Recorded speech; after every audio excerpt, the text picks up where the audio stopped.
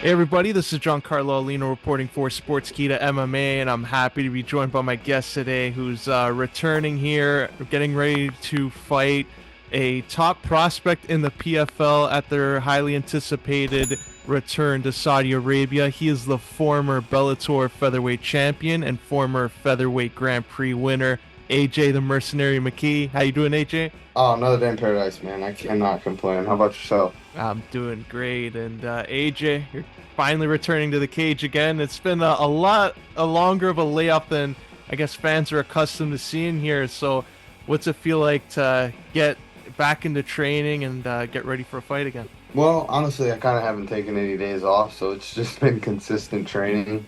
Um, just bulking up, long layover. I've just been eating whatever I want and working out, lifting a bit of weights and trying to put that 55-pound size on. Um, so that's the main key, man. It's just eat good, train good, and get ready for a fight camp. Once I got the call for the fight, it was easy. It was like, all right, cool, we got it. Fight's locked in. Now let's go into full training camp and kind of push the pace and pick it up a little bit. And is it much easier now, like 155, like you're talking about, like eating and getting to, enjoy yourself? Is it much better than when you had to go down 145? Way better, dude. Instead of eating egg whites and spinach and just like the most lean stuff in the world, I get to have chicken parmesans and blueberry banana pancakes every day after practice. So life's good, man. I can't complain. It's awesome. Okay, and your opponent there had a really great debut when he signed over.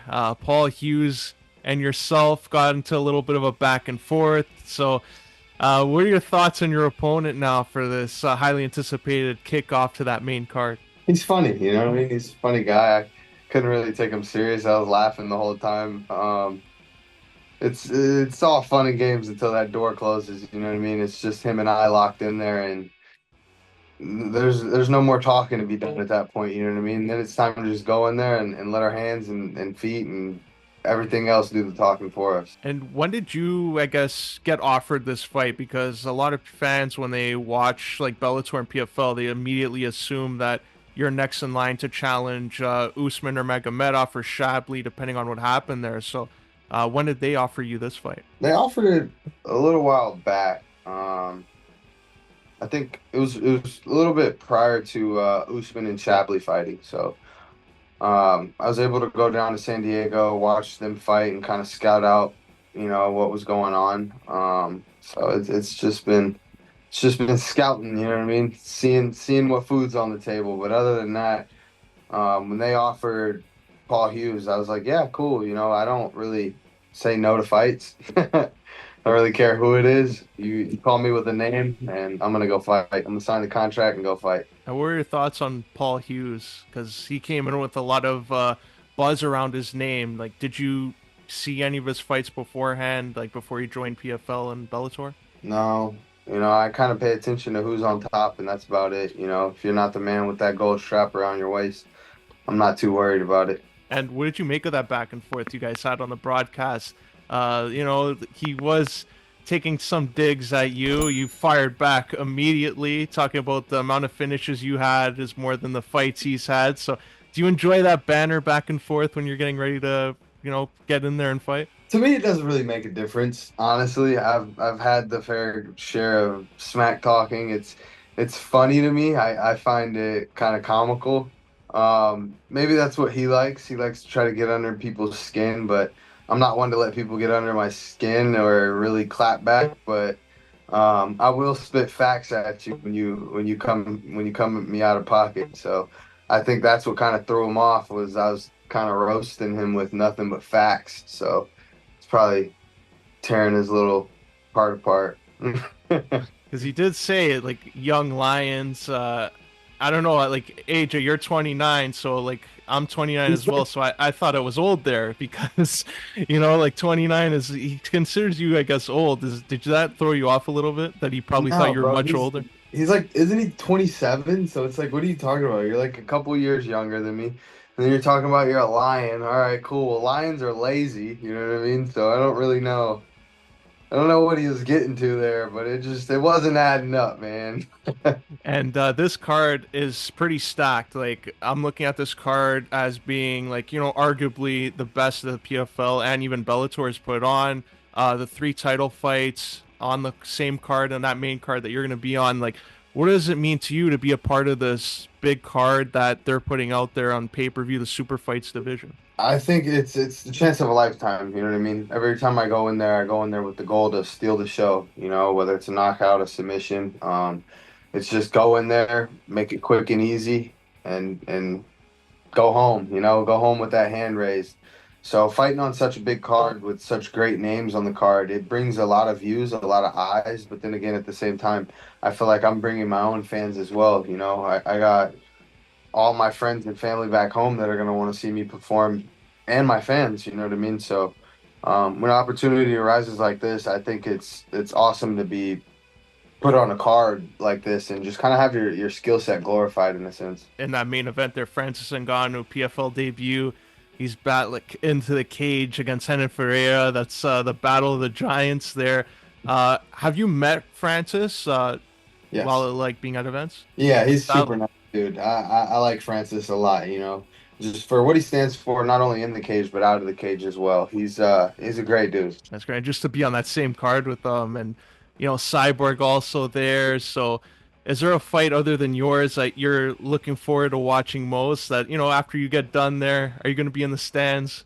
Oh, as a Definitely. Yeah, I'm gonna definitely go watch. You know, I think I'm like first or second on the card. So for me, I'm definitely going to go get the job done and then kick back, relax, and enjoy the show a bit. Obviously the main event, dude. Those are two hard hitters, two really big guys, and all it takes is the blink of an eye, and one of them sitting on the canvas. So that's a fight I'm really looking forward to. Obviously, Chris Cyborg, she's one of the goats for overall. So I'm really looking forward to seeing her fight. Then we got the rematch between Eblin and I forgot his name. all right, But Fabian Edwards. yeah, Fabian. So that's gonna be another banger. You know, obviously he wants that world title. And Eblin wants to defend his title. So it's gonna be a great card, man. I'm really looking forward to it. And we've seen you even on the card, like offering your input on some of the fights going on. Like, is that something you'd also like to do while you're under the PFL and Bellator banner, like being a part of the broadcast? Definitely, you know, I think it's something that I'm more than capable of doing. Also, with repetition, you obviously get better at things. So I think the more time that I do spend doing it, the more articulate I'll become when breaking down fights and being able to give my input to fans and vice versa. You know, it's just kind of like supply and demand. I know what's going on in there, and they're needing people to explain what's going on. So we can help each other out. Yeah, that's great. So if PFL and Bellator are listening, hook you up there. I want to see more on that broadcast. But AJ, even just to transition a little bit to your hobbies outside of the cage. Just in our past conversations, know that you're a big car guy. So since January or February, have you made any additional changes to the car collection? Have you tuned up any of your cars that you can update us on? Yeah, I keep breaking them. I got the Corvette running, and then I blew it up. Well, I didn't blow it up, but I think I lifted a head gasket. So I'm gonna take it apart again. Cadillac's almost done. I currently have one running vehicle, and it's the only stock vehicle, so it's okay. It's okay, you know. Mechanic life. You know, it's just once I get into training camp, I'm not really able to like work on them that much. You know, I get a day, maybe 2 days max out of the week where I'm able to go work on them, and it's like it's still after training, so I'm tired, and it's just never really adds up. But after I should have 4 cars done this year. 4 cars. Corvette should be done, but I think I'm gonna sell the Corvette. I want a ZR1, one like top tier. So I'm gonna sell the Grand Sport, get a ZR1. My CRX should be done, my Cadillac should be done, and my Super should be done. So those would be the 4. A solid list, especially about the collection that you have. Like jealous there, All but over it. All over it. You know? And in terms of that, like, I'm sure if you get through Hughes here, there's going to be talk right away. Usman Nurmagomedov has said that he would love to fight in that card in Dubai that's being targeted. Would you be open to that quick turnaround if you're offered Usman in Dubai? Bro, like I said, you call me with a fight and I'm there, you know? I don't turn down fights. So, obviously, got to get through this fight with Paul Hughes, come out injury free, and yeah, that's definitely on the table. I'd love to go in there and put on a great show. It was so funny because after the Usman fight, Usman and Shibli, Khabib walks by and he goes, "See you in Dubai." So I just start Yes. laughing. I'm like, "Oh snap!" He knows what's up. Like I'm coming. Like he knows why I'm there watching. They all know, you know. He's the champ. So I'm kind of scouting. He knows I'm scouting, and they've been watching me. So it's a mutual respect. But at the end of the day, we got a job to do. You know. I want that belt around my waist. I agree. Just a couple final questions here before we let you go. Like you just mentioned there, what Khabib said to you, like Usman Nurmagomedov kind of rolls deep there. He's got Islam Makhachev, he's got Khabib, he's got Umar. Could you maybe even the stakes here, get Rampage to corner you if you fight Usman? Man, it don't matter who's in them corners, you know what I mean? Because at the end of the day, it's him and I in that cage when that door closes. Whatever my father wants to say, whatever Khabib wants to say, we're gonna hear slight and partial things of it, but for the most part, it's what goes down during the training camp and what you're able to learn during the training camp. Um, Other than that, that door closes and it's us in there fighting. Nobody else, not Khabib, not my father, no one else. You know what I mean? It's him and I. And it should be a great fight there, you and Hughes. Looking forward to that. Looking forward to even the division as it unfolds there. Exciting lightweight division there, Bellator and PFL. And AJ, before we wrap up and let you go, how can our viewers here at Sportskeeda MMA stay up to date with everything you're doing and follow you on social media? All my social media is AJ McKee 101, one and the only one. So yeah, go like, subscribe, and follow. Bang bang.